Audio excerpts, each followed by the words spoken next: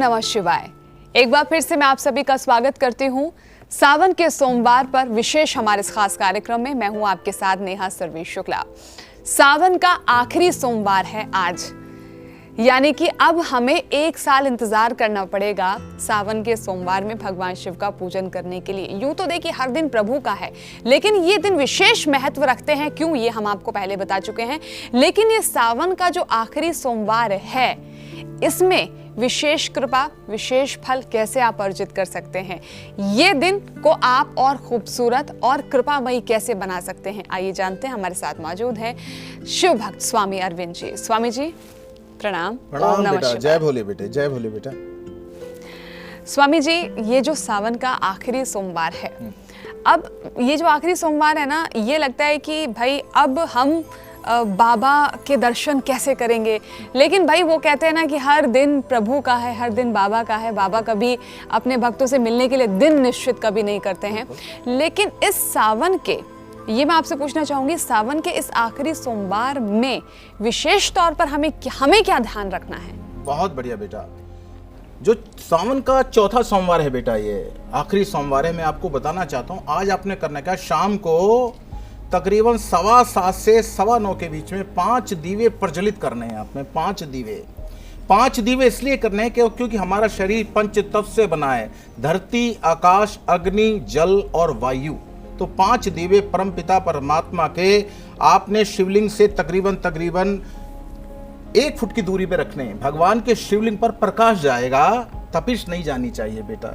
ये कार्य करना है और परमपिता परमात्मा से ये प्रार्थना करनी है, परमपिता परमात्मा, हमने आपके व्रत रखे, जाने अनजाने में अगर हमारे से कोई भूल हो गई, त्रुटि हो गई हो, तो हम आपके बच्चे हैं, आप हमको क्षमा करना और हमारे पे पूरे साल अपनी कृपा दृष्टि रखिएगा, जिससे कि अगले सावन के जब सोमवार आएँ तो हम और उत्साह से आपके इन व्रतों को प्रभु करें। आप ऐसे जब करेंगे तो परमपिता परमात्मा आपकी सुनेंगे और आपको फल मिलेगा बेटा। तो इस आखिरी दिन जो है सावन का, इसमें कुछ विशेष विधि, विशेष मुहूर्त अगर है तो बताइए। बिल्कुल बिल्कुल।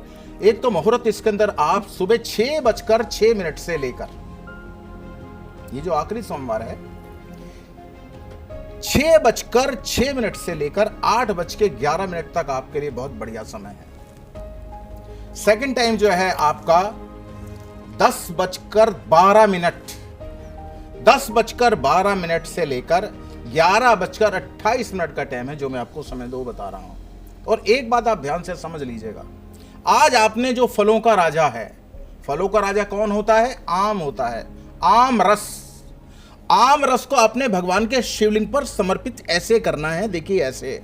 और उसके बाद अपने गंगा जल से उसको जलहरी से नीचे उतर जाए, ऐसा करिएगा। ये नहीं कि आप आम रस चढ़ाकर आप ऐसे आ जाएं।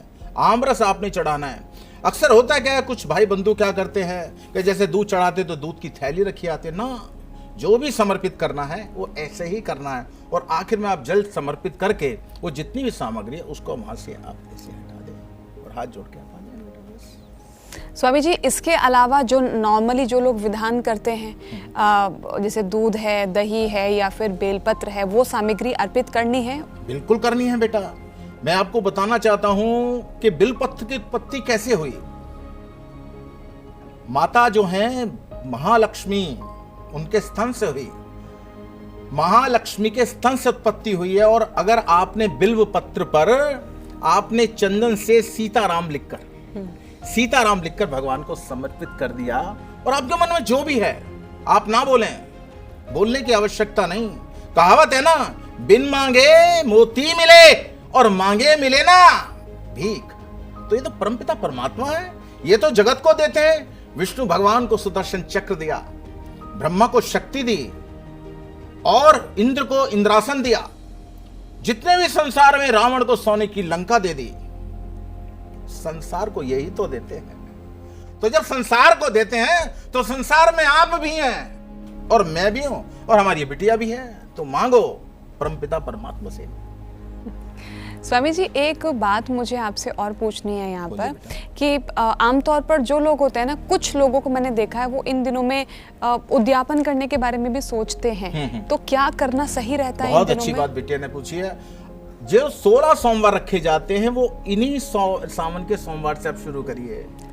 और किसी बात का आप ये मत करिए। अक्सर कुछ लोग कहते हैं कि शिवलिंग को हाथ नहीं लगाना चाहिए, तो मैं आप सबको बताना चाहता हूं कि रामेश्वरम जी का जो शिवलिंग है वो सीता माता ने अपने हाथ से बनाया है बेटा। तो सीता माता जगत जननी जब वो बना सकती हैं, वो तो जगत के पिता हैं बेटा।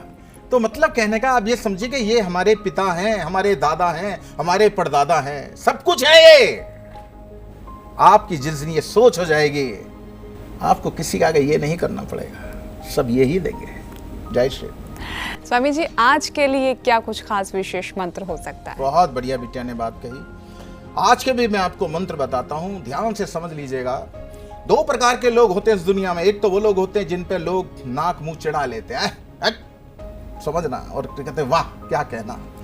तो सुगंध चढ़ाइए भगवान पर, सुगंध चढ़ाइए। सुगंध से क्या होता है?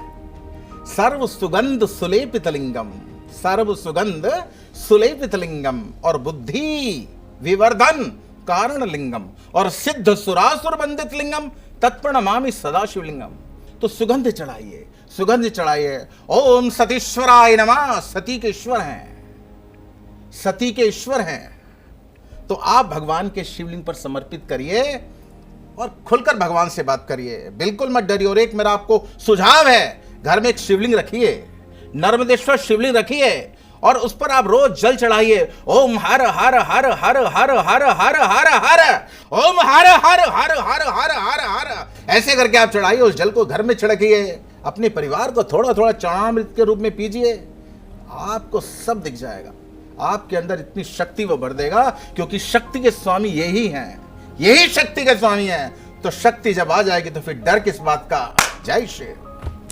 स्वामी जी, बहुत अच्छी आपने बात बताई है, लेकिन यहाँ पर मुझे एक बात आपसे और पूछनी बोलिए है। बेटा, बोलिए। आमतौर पर हमने देखा है लोगों के मन में ना इन दिनों में दान करने की बड़ी इच्छा होती है। बहुत अच्छी बात है कि बेटा। हम क्या कुछ दान कर दें। बहुत बढ़िया तो बात आज है। के दिन लोग क्या कुछ दान कर सकते दान हैं? करने के लिए मैं आपको बताना चाहता हूँ, सबसे बढ़िया दान तो कनक का होता है। कनक का, कनक बोलते हैं गेहूं को, और कनक बोलते हैं सोने को भी बेटा बोलते हैं। करने को तो आप किसी को धन भी दे सकते हैं, लेकिन अगर आप किसी को अन्न दान करते हैं, अन्न दान करते हैं, तो अन्न दान सबसे बड़ा दान है, क्योंकि भूखे का पेट भरता है। ध्यान से समझना मेरी बात को। तो अगर किसी पे कोई कष्ट है, तो जितना वजन है उतना गेहूं ले और उसको 3 जगह डिवाइड कर दे। जैसे किसी का वजन मान लो 60 किलो है, तो 20-20 किलो 3 जगह डिवाइड करके 3 सोमवार को अपने मस्तक के लगा के किसी को भी दे दे दान करने के लिए। जो उसका सुपात्र को देना है, कुपात्र को नहीं देना, सुपात्र को देना, जिसको उसकी आवश्यकता है। तो आप देखेगा कि आपका दान फलीभूत होकर आप पर प्रभु की कृपा हो जाएगी बेटा। चलिए, तो किस प्रकार से आपको अपने जीवन में खुशियां भरनी है, वो कौन कौन से उपाय हो सकते हैं, वो कौन कौन से कार्य हैं, कौन से वो मंत्र हैं, क्या विधि है, ये सब कुछ हमने आपको एक एक चीज़ बताई है इस कार्यक्रम के माध्यम से।